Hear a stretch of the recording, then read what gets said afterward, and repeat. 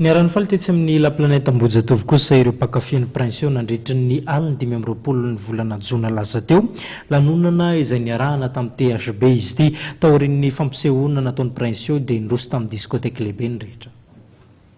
Ny fampitona teny amin'ny la planète eny Ambojatov ireo mpilanonana hankalazan'ny fetin'ny fahaleovantena ny aliny 520 Jona lasa teo. Nanamarika ny fankalazana ny fetin'ny fahaleovantena tokoa ny THB ilay mariky ny fihavanana ary ny karakara almpilanonana sarotra adinoana miaraka tamin'ilay mpanakato Prince izay nanafana ny fotoana.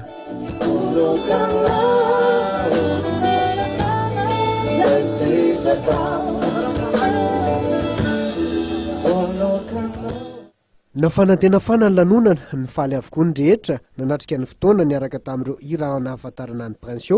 isan'izany volamena lazampihira na infirmiera ihany koa. Nitoy nandritra ny alina iray manontolo ny lanonana niarahana tamin'ny THB ary niova ho diskoteka lehibe indray ny terasa eo amin'ny planète Ambojatov taorian'ny fampisehoana niarahana tamin'ny Prince. Tafiditra ihany koa ao anatin'ny fankalazana ny 550 taona ny THB ity almpilanonana iray ity.